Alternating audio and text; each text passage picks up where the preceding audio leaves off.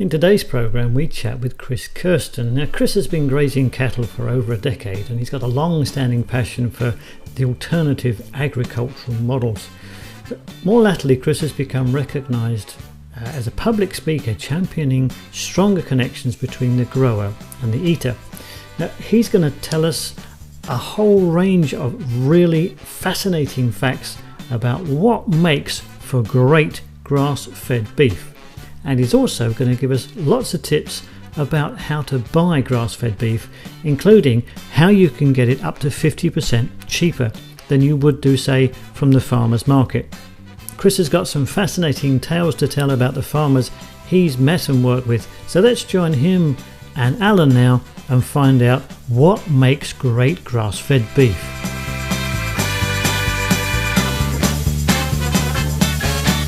Good morning, Chris, and welcome to the Low Carb Paleo Show. Thank you for being with us. Good morning. Thanks for having me. It's a pleasure. It's our pleasure, and we heard from you by your friend Taylor at Epic, and he told us about all the good work you do with the Savory Institute. And so I got curious, and we invited you to talk about it. But first off, can you tell us about your professional background and how you became interested in the paleo movement? Yeah, so when I was a teenager, my girlfriend in high school, her family had a ranch, and before that I didn't have any experience in livestock or ranching or agriculture or anything of the kind. And we went out on our first date, and she told me what a steer was, which, if you're unaware, it's a castrated bull. And I just immediately thought, you did what to where? I mean, it just blew my whole mind. I was just a suburb kid and had no idea. But it wasn't but a few months after that, and she went to a livestock auction and bought a heifer, and didn't have enough money to pay for all of it. Her dad had fronted her the other half, and she said, it cost $600. I only have $300. For $300, do you want to go into the cattle business with me? And I said, sure. And 12 years later, here I am. So that was kind of my entry into livestock. Right out of school, I started running a ranch in Auburn, California. It's a little town between Sacramento and Tahoe. And then just out of college, when I got out of university, I started running a place outside of Chico. It was a 2,000-acre ranch, and we did some really interesting things where we actually ran livestock in our orchards. So we had 300 acres of orchards, 200 acres of 100-year-old olive trees. It was part of the largest old-growth planting of olives in North America, and we made our own olive oil. It was delicious. And then we had 50-year-old stone fruit trees, so all sorts of old-fashioned peaches and apricots and nectarines. And then we had 50 acres of citrus trees, so we did mandarins, oranges, grapefruits, and lemons. And so we had fresh, hand-picked fruit 365 days a year. But we took this a step further. All around that orchard was all this rangeland, and so the property had always had livestock on it.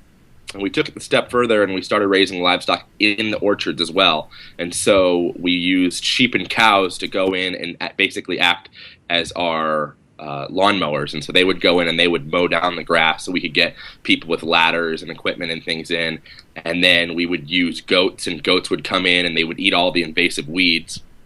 And then chickens would debug and fertilize. They'd eat all the down fruit, and they'd eat all the little bug larvae, and then they would turn that into manure, which would come out their backside. And we started using about 85% less fuel than we had prior. Wow. And we did that for close to 10 years. And we ran the farm on a skeleton crew because we were really mimicking nature's patterns. And so all of a sudden we became orchestrators instead of micromanagers, and the livestock were doing the work, but actually creating more crops per acre and a wider offering that we could sell to our customers. And then we didn't have to employ tractors and as many people to do it. And so the tractor stayed parked, and it was a really, really neat experience to be a part of.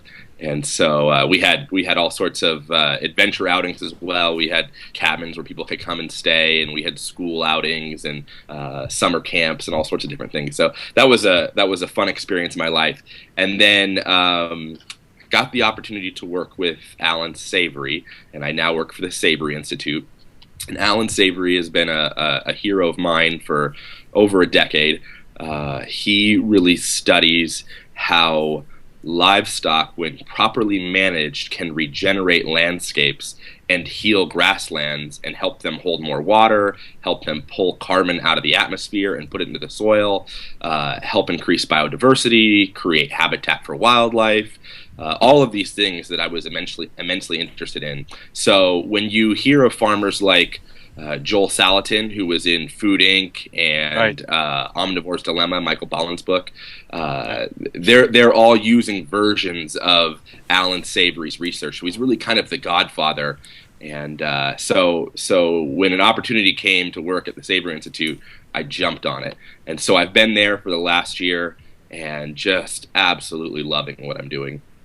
It sounds amazing. Yeah, I was wondering about the farm part because I was under the impression there's a lot of work involved, but when you see it from the cycle of life point of view, then it makes complete sense. You know, the animals take care of the land and they re-fertilize the land and farming is always a lot of work, but how can you build more resilience into the system so that you're at less risk? Farming, not only is it labor intensive and becomes a lifestyle, it's a 24/7 type of commitment, but it comes with a tremendous amount of risk because there's so little in the system that you have control over. Things like weather and things like losses from predation and all these different factors, economic shifts that you completely outside of your control. And so every technique to build more resilience into that system is welcome by farmers. So that's really the kind of the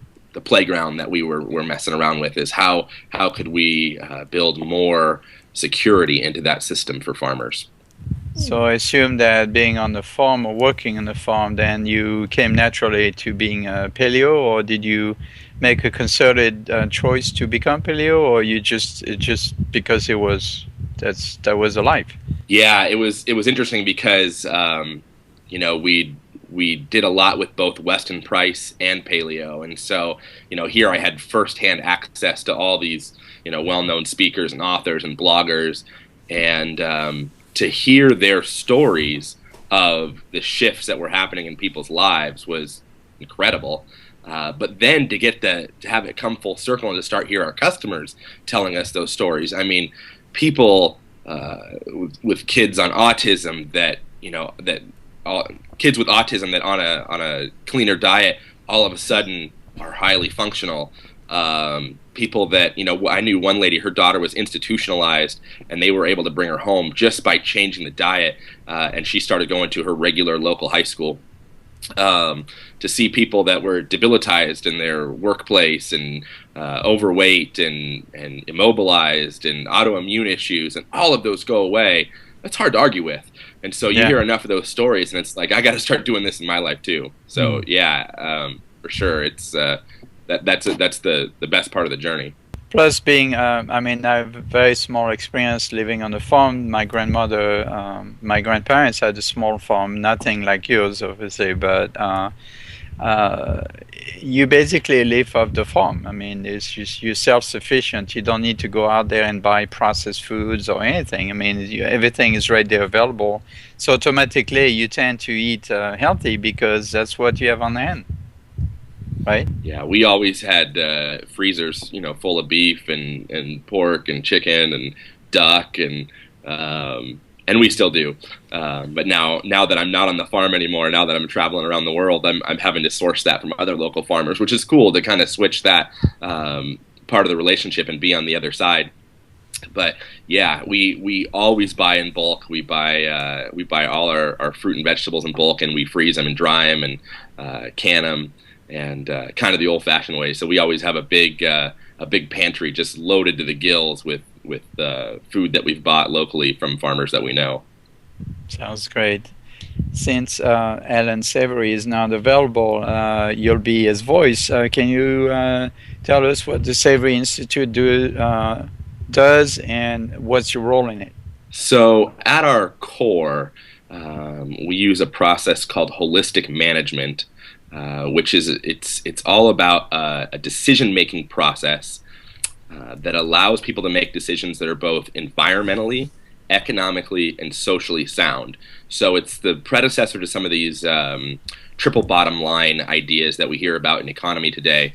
But how do we make decisions that are sound, that kind of meet all of these different metrics, and how do we do it in systems with immense complexity that have all these different factors outside of our control, like working with nature, like you would be on a farm.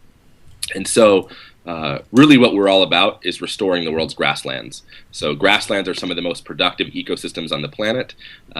They produce a tremendous amount of biomass. They're home for infinite amount of species that most of which are suffering at this point.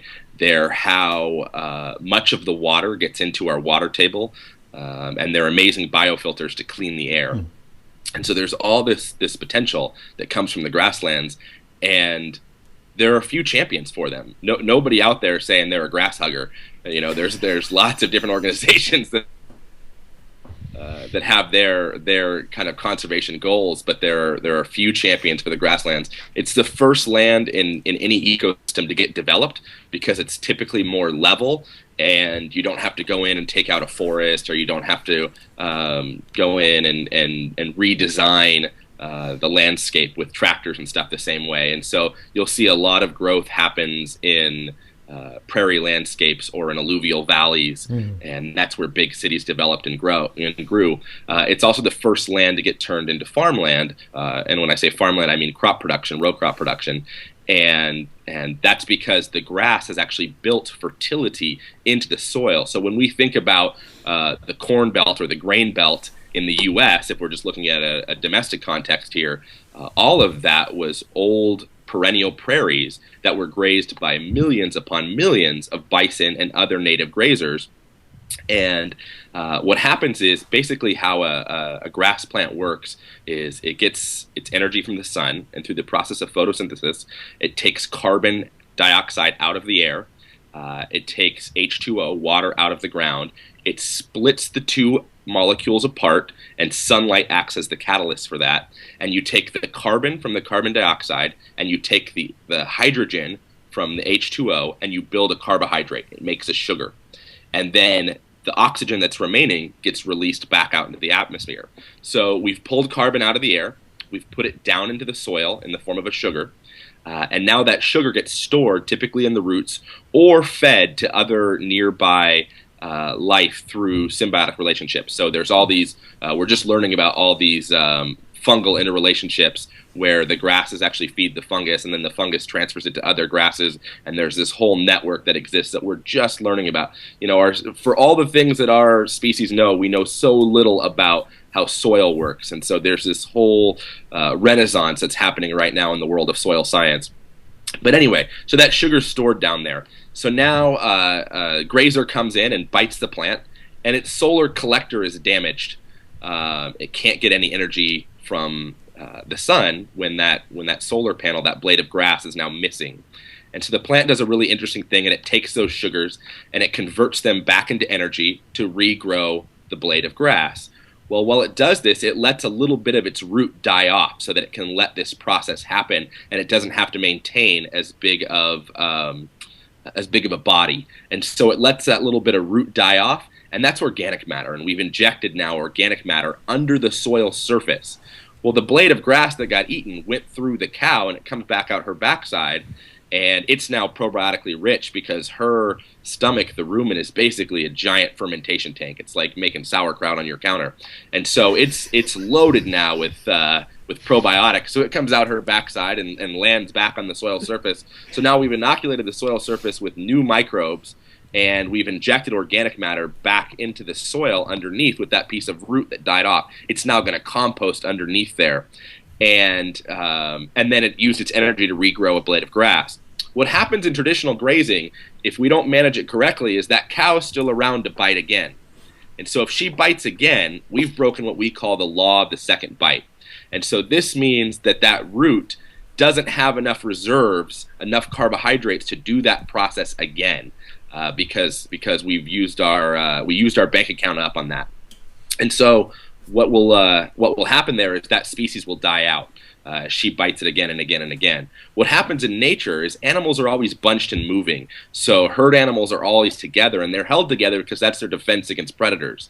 And what we've removed from this equation in modern grazing is predators. And so we have to get the animals bunched and moving again. So what we do through our methodology is we put the animals in extremely highly intense groups, but we move them very frequently. Some places will move as short as every few hours. Other places it might be as long as a week. But you're constantly moving the animals to mimic nature. And so what happens is when that grass plant is bitten, it's allowed to recover. And so what we've found, and Alan Savory's big discovery, is that overgrazing is not a function of animal numbers or density. Overgrazing is a function of time. Did we mimic nature and build in enough time for rest? And so the whole paradigm shifts on this nature of timing. And so that was the big discovery. And so now we've taken this to all 5 continents. We do it all over the world. And we're seeing grasslands come back like never before. And the beauty of it is we're able to put more livestock on the land. The farmers are able to raise more animals than they were before through building in rest, because the land gets more productive as it heals. And when you look in nature, the big bunching animals, the herd animals, there's always tons of them. And that's really because that's the catalyst it takes. They become your tool to be able to slightly churn the soil and then create this biological decay that's necessary to get that carbon pumped in the soil the way we want. If we leave grasslands alone and we don't touch them, which is a common conservation strategy, they thatch out. The system reaches maximum production. Each species of grass only grows so tall, just like people don't get taller than 6.5 feet. Each one gets so tall, and then the system locks up. There's nowhere for new energy to go, and so it just dies out. And so it needs biological decay to come in so that we can remove that biomass, let new energy into the system, and keep photosynthesis happening strong. And so this process of bunched and moving has been extremely successful, and it's happening everywhere. Well, I learned something new. Definitely very good explanation. Thank you. And Mark reminded me to eat manure as a good source of probiotics. That's right. Now, I have coming off your explanations here, I understand there's a big drought in California. There's one in Texas, actually. How does that affect the grassland? Yeah. So there's a couple things with drought that holistic planned grazing can really help benefit the farmer. And the first one is, again, talking about that organic matter. The more organic matter we can build into our soil, the more water we can hold on to. So we want to make all the rainfall that's available the most effective that we can. So how can we hold on to it on our land as long as we can? How do we turn the soil into a sponge? And organic matter is your smallest particles in your soil, which means they have the most amount of surface area, which means they're the stickiest and the strongest sponge. And so the more organic matter we can build into our soil, the more water we can hold on to, and the longer the soil will hold on to it, which then means it will favor conditions for more perennial grasses instead of annuals. Perennial grasses have deeper tap roots, which can survive longer, which means you've extended your grazing season. And so we want to take those kind of strategies into our mindset as we're planning how our farms work. And so there's, like I just talked to a gentleman yesterday that was in Georgia, and he took his soil from 0.5% organic matter to 7% organic matter, which is, if you're outside of the soil world, that's unheard of. I mean, that's just as good as it's going to get.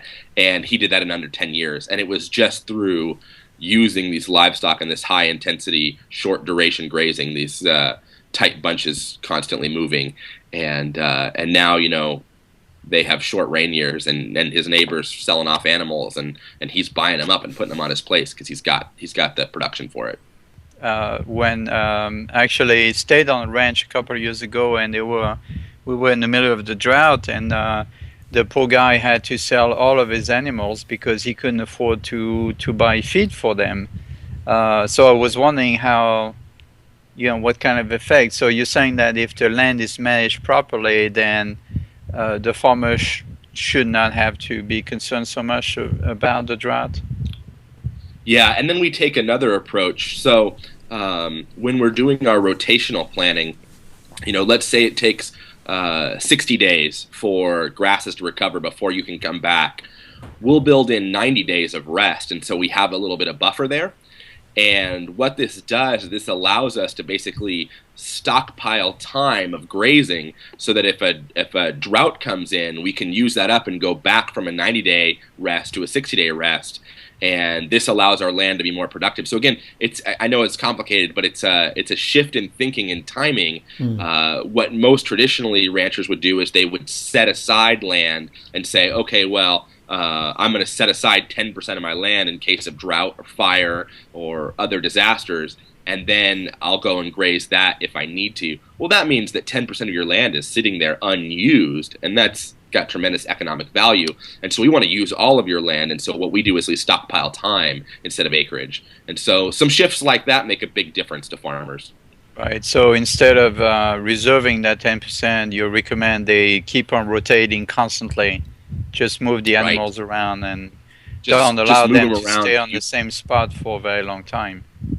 Right. You build in a buffer of time, and so you build in some added time, and so you can eat into that buffer if you get into a disaster situation like a flood or a fire or a drought. Now, keeping in mind I'm not a farmer, wouldn't that limit the size of the herd then, because the land can only absorb so much?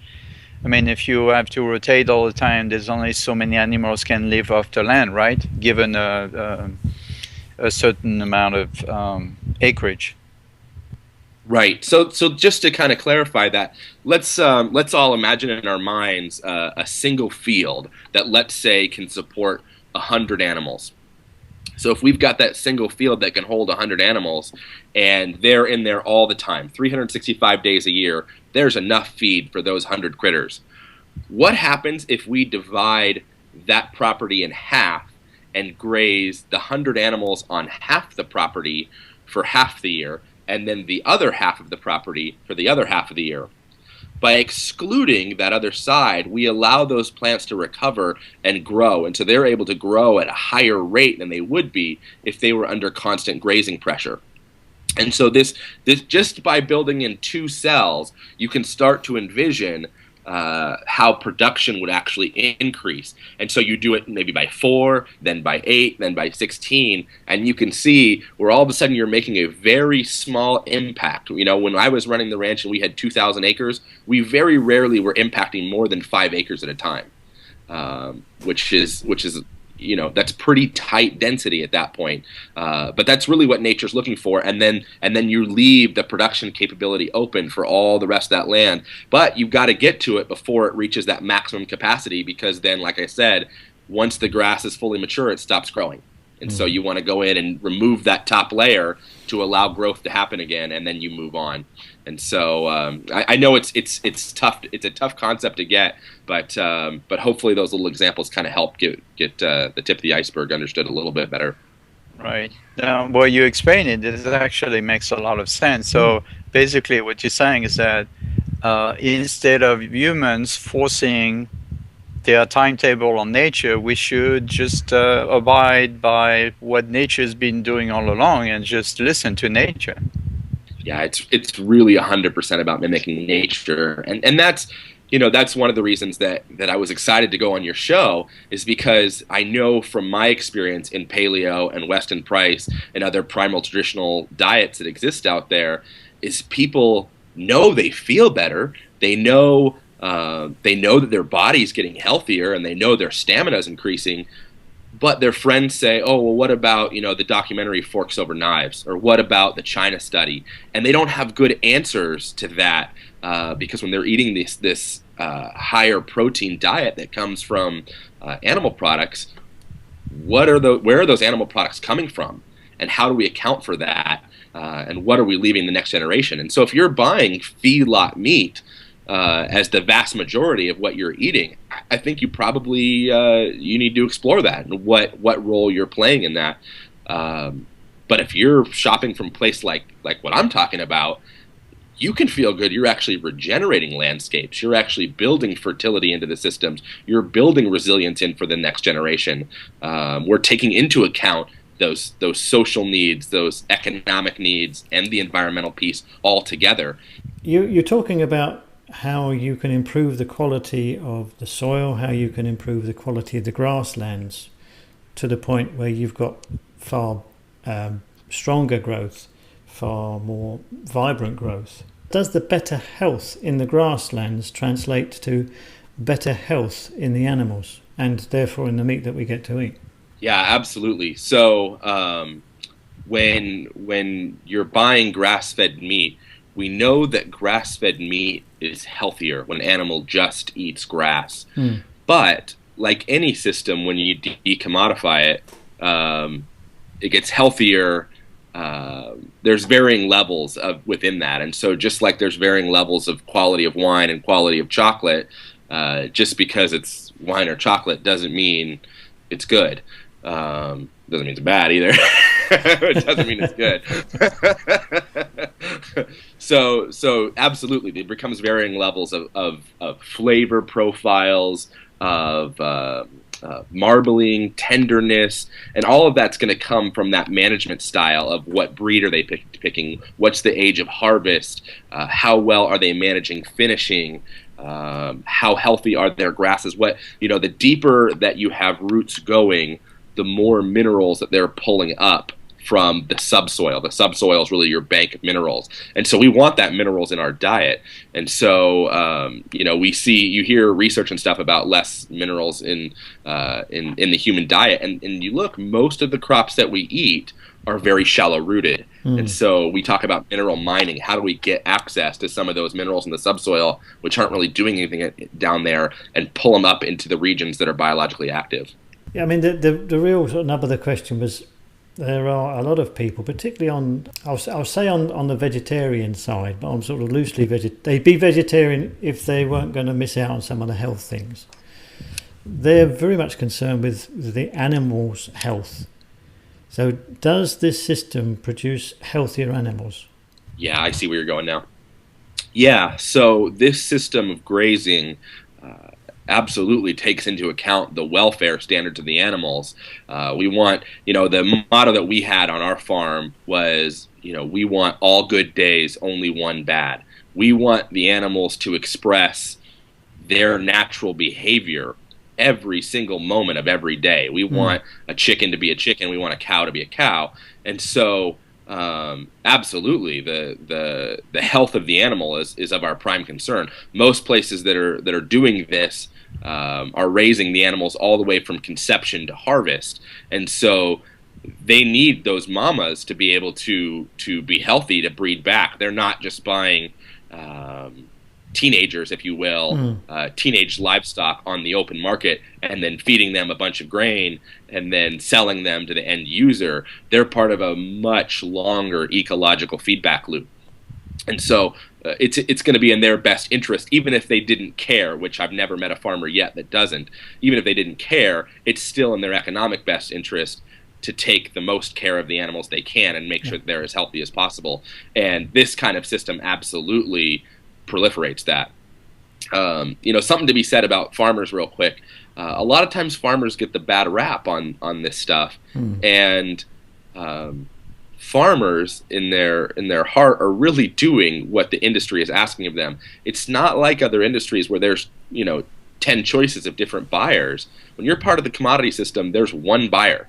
Okay, there's one auction yard, there's one commodity system that you're a part of.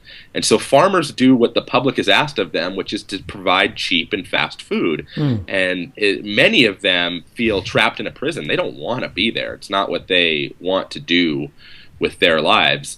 But they want to maintain the lifestyle, and they want to maintain the legacy, and they want to hold on to their land. And so that's what's available to them. So absolutely, the more options we can provide farmers for different outlets, most of them want to be more environmentally sound when and where they can be. Are you seeing a concerted effort for farmers to move towards more grass-fed and commodity? Yeah, and there's some challenges there, and those challenges lie in logistics, mostly in distribution and sales. A farmer direct selling, it's like starting a whole other business. Most farmers are good at growing things and managing natures and working your way into that ecosystem in a way that's seamless and healthy is a challenge alone. Doing it in a way that provides economic resilience is harder once again. Now you add to that and say, well, we also want you to direct market your own product. That's a real challenge for most farmers around the country. Many are not near huge population centers like we would be if we're on the coasts. So the Midwest has extra struggles with that. So what the system really needs to do to evolve is we need to create more cooperative logistical programs out there that share in transportation, that share in marketing, but still maintain the story of that ranch, that still maintain the story of that family that's growing that product, so that we don't lose that connection with our food. But consumers, the more you can buy direct from your farmer, I don't care if you're in Iowa or San Francisco, the more you can buy direct from your grower in your local region, the more we create these democratic feedback loops where the grower understands your concerns and you understand the grower's restrictions. And it's really hard to screw up when you're shaking the guy's hand and you're looking face to face. It's hard to build in anything but healthy transparency there. So. Right. I think that's the first step, but I think to make this mainstream, we're going to have to make it more convenient. And to do that, we're going to have more cooperative regional models. Absolutely agree with you. I recommend every article, every book that I write, I recommend my readers to go to the farmers market and deal directly with the farmers.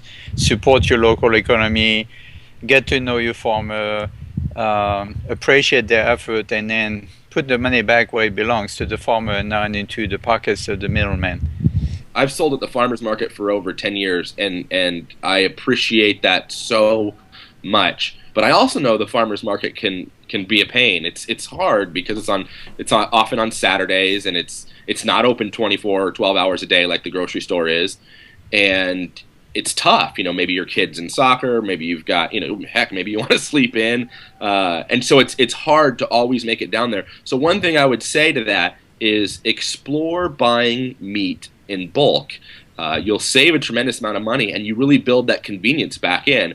A chest freezer that holds half a beef costs, a couple $100. The energy to run it, the new energy efficient ones are extremely low on the energy cost. And you can put a half a beef in there. It's a once a year purchase, and that'll feed a family of 4 for a year. And then you've got everything you could ever want at your disposal. All your barbecue cuts, you've got roast for the crock pot, you've got ground. It becomes all individually portioned. And most ranchers around the country that are selling direct are selling this way as well. And you're going to save 30, 40%, sometimes 50% by buying that way versus buying retail cuts every week at the farmer's market. And you'll save enough in that first year just by buying in bulk to pay for the freezer in the first 5 years of electricity, just that first year. So I can't recommend that model enough, and it really makes life better on the farmer because it's a lot less touch points that they have to manage and pay for overhead on. So right. Look into that. It really is a win-win for both sides. So you're saying that when you buy a part of a cow, the meat is already pre-cut and sized down to a family size, so that the person doesn't have to know how to actually butcher their own meat. No, yeah, that's one of the misnomers that people get confused on when you buy a half a cow or a whole cow or an eighth of a cow or a quarter cow. It's all already staked out for you, so you can tell them, I want ribeyes 1 inch thick, or no, I like mine 1.5 inches. And so you say, okay, I want steaks 1.5 inches thick, and I want 2 per package. A lot of them have the flexibility built in to actually custom butcher it for you based on your needs. Other places will have packages that say, okay, we've got 3 different cut and wrap styles for you to choose from. But go and sample the meat first. Don't buy half a cow without trying it first, because like wine or chocolate, this is decommodified, and so that might be a flavor profile or a mouthfeel that you don't like. Doesn't mean there's anything wrong with it. It just doesn't meet your personal palate. and you might want to get from somebody else. So go sample a few things, sample some ground, sample some steaks, and then find somebody that produces something that really works for your family, and then explore buying in bulk. And I promise you'll never go back. It's just so nice to have all that. Even in a small space in an apartment, it's a small little freezer, 7 cubic feet to a half. And you'll have everything you ever want right at your fingertips there, and you can thaw it out in 3 or 4 hours, and then just be ready to cook it. So it doesn't require a big change in lifestyle, and really makes it easy to get access to this quality, healthy protein. It's also true that the customer's taste has changed, because now they've gotten used to the corn-fed or grain-fed type of meat. Which typically tends to be very fatty and tender, and then when they go back to grass-fed, the meat tends to be maybe a little strong flavored and maybe not as fatty. So there's a readjustment to be expected from the customer point of view, right? There's some readjustment that will occur there. It's never going to be 100% the same product. However, I think we've also lost some cultural knowledge in this country as corn-fed became the norm. Ranchers forgot what it takes to finish an animal and what that looks like. And so, like I was kind of starting to say earlier, just because something is 100% grass-fed doesn't mean that it's better for the environment. It means that the animal ate 100% grass-fed. Well, just because something is 100% grass-fed doesn't mean that it tastes a certain way either. It just means the animal ate 100% grass. So every region is going to have different grasses that produce different flavors. But then the next step is, how did that rancher manage that so that they got the timing to where an animal grows its skeletal structure first, its muscle second, its fat last. So it won't inject good marbling and even external fat for processes like dry aging until that skeletal and muscular structure are mature first. And so we really want to make sure that we're choosing appropriate size frame on our animals. If they're too tall, that works great in a feedlot because they're getting high performance feed that's just gonna, it's like it's like racing fuel at that point. When you're feeding them that much corn and all those carbs, they can handle that. But when you're on grass, you want to get a smaller framed animal so that that skeletal and muscular structure can mature first, and then in a shorter amount of time, and then we can inject that fat and that marbling on top of that at finishing time. So what we would do on timing in California is we would wait until we grow some of the best grass in the world, but only for 6 weeks of the year. And so we would time it so that our animals were of that mature age, and then hit it really hard in March and April to where they could eat all they wanted and really load up on that fat. And then we would go and we would butcher all of our animals in that 6-week window and be done with it for the whole year. And so that's another key point when you're a consumer. Trying to find fresh product year-round only works in a system where they're bypassing seasons by feeding grain. Grass is not a year-round product. It goes through cycles of growth, and then it goes through cycles of dormancy.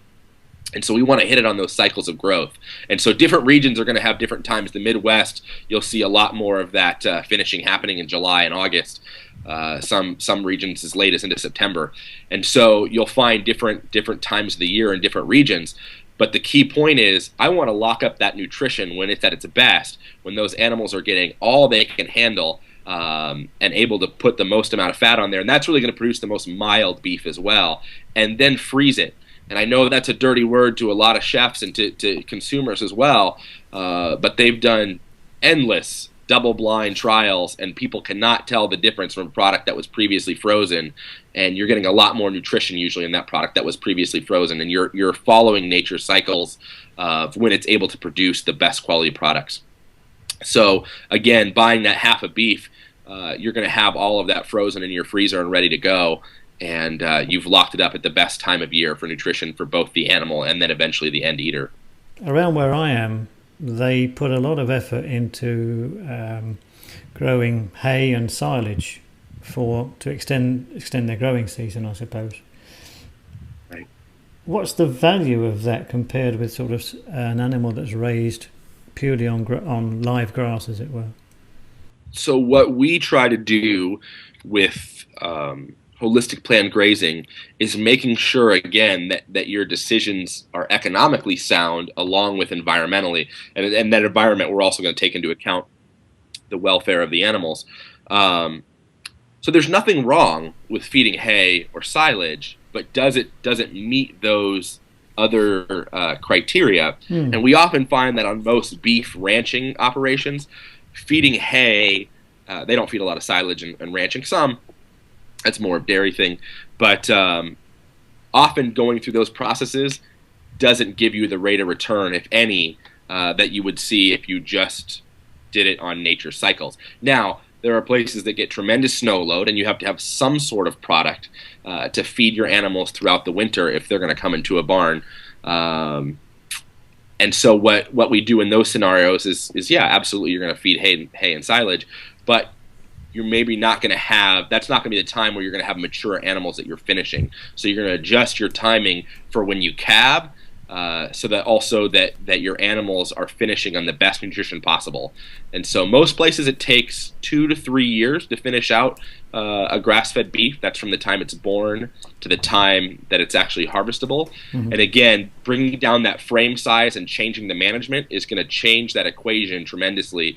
And so we were able to get down to 22 months, which is pretty unheard of, just by bringing down that frame size, understanding the genetics, understanding the management, and making those shifts. If you're getting up into 3 years, I really hope that you're getting the rate of returns for the extra labor for that, and that's something that needs to be explored if you're managing that farm. But now for the end user, if your animal is 3 years old, you might be getting a real premium, because often they have a lot more fat and really nice mild flavor. So from the consumer standpoint, don't be afraid of those older animals. Just make sure and taste it first before you buy a half. But a lot of times you'll be getting a really high quality product. Okay, excellent. So in effect, this is what the Savory Institute teaches farmers, right? Yeah, so we really focus more on the ecological side, making sure that your land is getting better. We're working into curriculum that has more of this finishing knowledge into it as the demand from the consumer side grows. For the last 50 years that Alan has been promoting holistic management and holistic planned grazing, the market demand wasn't there yet for these kinds of products. And so a lot of times farmers were using these methods and having fully grass-fed animals, but the market didn't exist for them, and they just go down the line to the livestock auction and get sold to consumers, and consumers had no way of knowing that's what they were getting. There was no way to build in premiums for that. And so it's just beautiful that the two sides are finally coming together, that the food side is really having this renaissance the same time that the production, the agriculture side is having this renaissance, and the two can get together. And now we're seeing, critical mass and exponential growth happen like never before. And so it's a tremendously exciting time for sure. Well, yeah, if the paleo movement keeps on growing, I'm sure there'll be more and more demand for those kind of quality products, because everyone advocates for better quality protein source, and grass-fed is one of them, obviously. Can you tell us more about the Savory Hubs? Yeah, so we use what we call a hub strategy to be able to get our curriculum out there to farmers and ranchers in their own region. And so they're all locally led and managed. It's usually somebody from a community that comes to us and says, listen, I've got a business plan. I want to do consulting and curriculum training, and I've got access to land and livestock. Every hub has to have land and livestock to use as a demo site. And then they take it to their community. And so at our top level, the Savory Institute, we are a nonprofit that develops curriculum, and then these hubs go out and they provide this curriculum to their local constituents, to their local ranchers and farmers. And we currently have hubs in South Africa, Zimbabwe, Kenya, Ethiopia, Turkey, Spain, Sweden. We've got Argentina, Chile, 4 in Mexico, and then a handful here in the States. And every year we get applicants for people to be a hub, and we only grow by 10 per year because it takes a lot of work to help get a hub up off the ground. It's a little, there's some similarities to a franchise, but there's a lot of difference still. But you could keep that, you could understand that in your mind of what it would take to kind of build this from scratch and get everybody on the same page, all the training we have to go through. So it takes about a year to get a hub up off the ground. And so currently we have 20 hubs. We've been doing the hub strategy for 2 years, and it's just going like crazy. And then we have special projects that we're doing right now. One with the UN on a restoration project in Kuwait. It's a multi-billion-dollar project where we're restoring land that was damaged in war, and we're one of the contractors there. The other contractors are doing things like removing uranium and pulling out landmines and things like that, and we're the ones out there with cows trying to grow grass again. And then we're doing another special projects with some sheiks in the UAE, and then we're working with the Nature Conservancy on multiple partnerships, but one in Inner Mongolia and China, another one in Argentina, and then we've got 2 that we're working with them on in Colorado. And Right. so it definitely is a global movement, and that's why I'm on the road a lot. Yeah, like it looks like you're all over the place, but I noticed there's one place you're nowadays in France, so maybe Mark could start a hub over there. Yeah, that would be great. Yeah, No know, it's interest? funny because No That's- interest from France? Have you found resistance from France to adopt these new ways of doing it? it's funny because 5 years ago, Alan Savory gave a talk in Ireland, and he said, we're doing this everywhere else. We're doing this in Asia. We're doing this in Africa. We're doing this in North America, South America, Australia. We've got 40 million acres of land that are currently managed under holistic management. We're trying to get to 1 billion hectares in the next couple of decades. That's the goal that we've set. So Alan's speaking in Ireland, and he says, we haven't seen a lot of this in Europe, and you guys are really kind of behind. And it's funny because in those last 5 years, the strongest growth has come from our European countries. So I have no doubt that in the next couple of years we will have a French hub. We're in talks right now with a guy in the UK that would like to be our UK hub leader. And then we're actually doing our international conference. We pick a different place every year, and we're doing it this year in London. And it's on August 1st and 2nd, and we're going to have, like Joel Salatin will be one of the speakers, Darren Doherty from the permaculture world, Dr. Daphne Miller, who's amazing. She wrote the book Pharmacology. It's all about, she's an MD who started sending patients out to not only shop at farmers markets, but intern on farms, because what we're finding is that the microbiota that live in soil will end up taking hold in our gut. And if you eat food from healthy soils, you'll end up having a healthy gut. Mm. And so she's a really cool lady. She's a MD that is also a professor at Stanford. So she's got some nice accolades to go with it. So we're excited to have her. We'll have Sarah Fregoso from Everyday Paleo will be there. So really wide smattering of amazing speakers from around the globe. A lot of people also from regenerative finance, from that movement as well. So it's going to be a stellar conference. Not only are we having hubs start in Spain and Turkey and Sweden, and then we've also got a hub candidate in Morocco. But Prince Charles did a formal endorsement for our work a couple of years back. He's been following Alan for a while. Virgin, Richard Branson's organization, has created what they call the Virgin Earth Challenge. It's a $25 million prize to the first company that can show massive carbon sequestration out of the atmosphere into some sort of usable form. And we're one of the 11 remaining finalists for that. There was thousands of applicants, and they weeded through them. And so we have a great relationship with Virgin as well. So it's going to be really cool. There's going to be amazing people, all sorts of partners and investors and farmers, and then top-notch speakers that are all doing the best in their field, all coming from all over the planet to meet in London. So we're really excited about that event. So Europe is definitely the explosion right now of successful holistic plant grazing. Do you offer internships or apprenticeship or any kind of program like this for people that are interested to help and work with you? It's in its infancy, but we are developing a software platform right now that will allow all the hubs to talk to each other and learn and network so that they become part of a global community to be able to kind of hone each other's skills and solve problems. And in that, there will be a place for them to post internship opportunities from all over the planet. And that will be on our public website, savoryinstitute.org. So people can go on there and say, oh, check it out, Sweden's doing something, and maybe you're from Mexico and you've always wanted to go to Sweden and see what life is like over there. Or maybe you're a farmer in Kentucky and you want to know what's going on in Kentucky in your own region. And so you can actually go and intern in your own context so that it helps you learn in your own region. So it will be both, and it's coming. It's not currently up and live, but hopefully in the next 18 months that will be available to the public. Can you tell us how we can find more about the Savory Institute and where? Yeah, so got a couple of really cool resources for that.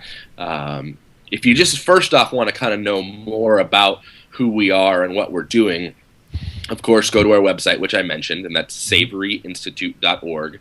But the next step would be go to Amazon and go and search for a book called The Grazing Revolution. I believe it's still $2. It was made in partnership with TED, the big conference that has speakers from all over the globe every year. And Alan did a TED Talk a few years back. And that TED Talk has now had over 3 million views. He was invited back this last year as one of the TED All-Stars, one of the most successful talks of all time. And so watch the TED Talk and then look for the book, The Grazing Revolution. And it's like 80 pages, and it's an ebook. You can read it on your phone, on your tablet, on your computer. And it's a quick read, and it's just like a short biography of Alan's life and how he came to these discoveries and what kind of difference it's made. It's got some stories of some ranchers in there and the differences it's made on their places. If you go onto our Facebook page, it's facebook.com/Savory Institute, you'll see every so often I'll post fence line pictures where on one side of the fence the land is managed very conventionally, and on the other side it's managed holistically, and you can just see the growth of the grass on one side and then just bare denuded soil on the other. So yeah, our most active spot for kind of up-to-date information is that Facebook page, and that's going to have an amalgamation of stuff from around the globe. And then read the book if you want to learn more, and then check out our website for upcoming trainings, events, and then more about our team and what we're doing in specific regions. Something that sort of I've put a big line around on my pad here, the law of the second bite. Where did that come from? The law of the second bite. Where did the term come from? Yeah. I don't know. I was taught that in university. There's a lot of people out there that are teaching these methods that one have either chosen not to give credit back to Alan and the Savory Institute, or don't know that that's where it came from because it's becoming so widespread now. And I don't necessarily think that that's a sign of a movement that's really maturing. But when I was in university, Alan Savory and the Savory Institute were mentioned a few times, but things like the law of the second bite were major components of our curriculum.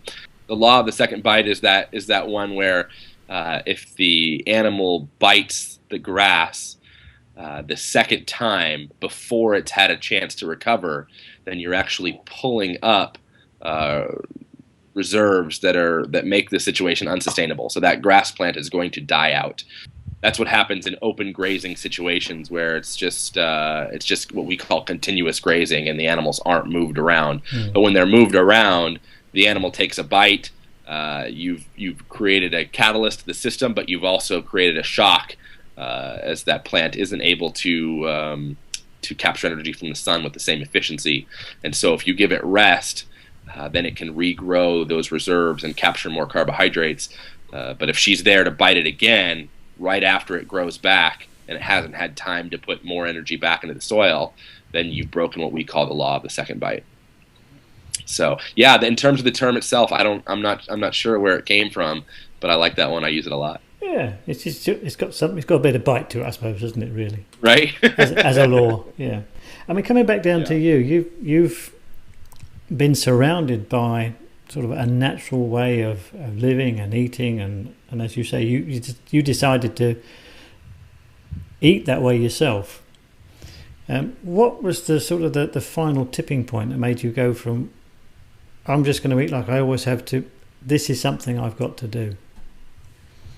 Yeah, I spoke to a university class about that, a conventional agricultural class, and I had kids young, and so I wasn't much older than them, and I said, the whole game changes, when you've got a little kid depending on you, and it's one thing if you, as an autonomous adult, want to make decisions that aren't good for you, but you figure, okay, somehow later in life I'll make up for that, or we have all sorts of ways of rationalizing in our head. But when now you have to rationalize it for someone else, and they didn't have a say in that decision, boy, it changes the game a lot. And so for me personally, just having that effect of a child depending on me was a big part of that decision to make healthier changes in my life. And my older boy now is 7, and then I have a younger boy who's 2, and so our house is in constant chaos and disarray, but we eat well. That's good. So you've been living like that then for a good 7 years, and eating like that for a good 7 years. Yeah. What would you say has been the biggest change in the way you are physically, health-wise, and that sort of thing? Yeah, stamina, clarity of mind, just overall general well-being. It's not like all of a sudden I can pick up a car, or I go run 20 miles before breakfast, but just overall general well-being, just better feeling and better mental acuity. So I mean, as then you came to, I use the term the paleo way of living and eating a little bit later than some. You've had a good 7-year learning period. If you could go back 7 years, or maybe even longer, and say to yourself something that would help you get along the path quicker, what would it be? Yeah, I don't know. That's a tough one. I talk a lot about fast food and convenience, and there's a reason that they call it fast food and not cheap food. It's because convenience is a big driver in our culture, and so how do we get over that cultural shift that maybe these options need to be more convenient for consumers, number one, but number two, how do we start valuing health above minutes in the day? And that's a tough one. Seems to be an American way of doing things. It seems that in Europe, people tend to take more time to enjoy life. 2, they do appreciate. There's a culture behind appreciating good quality food. So this seems to be more of an American concept of that convenience. People are busy doing things that are not important. They'll probably spend more time on their Facebook page than they spend, buying or eating quality food, right? And so, in an American context, convenience is being drummed up, or I think by the industry, that it was important for women to spend less time in the kitchen, and or for people in general to have more time for fun instead of wasting all that time in the kitchen. So you had to have convenience food or fast food, and that's to me, that being French, I see that more of an American concept than it is a worldwide concept. Unfortunately, it's spreading out, and that's something. Yeah, I was just going to say this. The scary part is we're exporting that philosophy, and so you're seeing that a lot more in Asia, Australia, even Europe, where it didn't exist before. And so those cultural mindsets around food are eroding. And I think you bring up a good point about having somebody at home. In this country, at least 60 years ago, every household had one person dedicated to feeding and clothing the children. And now we've moved away from that as a culture. And I'm not saying that women need to go back to the kitchen. I'm saying somebody does. I think it can be a shared task, but we need to get over that cultural mindset that we can just grab food and eat it on the go. But there are ways to still build it into a busy lifestyle, and that's what I'm talking about. You know, if you've got a half a beef in your freezer and a crock pot on your counter, you can throw a frozen roast in when you leave in the morning and come home, and it's amazing. It's a delicious, good old-fashioned family meal with tremendous amount of flavor that took very little to prepare. It's 10 to 15 minutes tops. And that's if you're going to go crazy chopping vegetables and all. So, it's it's very simple to do. You can do the same thing with broth. You know, you throw some bones and some water and a little bit of vinegar in the crock pot in the morning, come back in the evening, and have a really nice, slow-simmered broth that's a base for all sorts of things, soups, energy drinks, whatever. So there are ways to do that. There are some strong strategies that you can build in. Same thing when you travel. You're probably not going to have local grass-fed beef at an airport.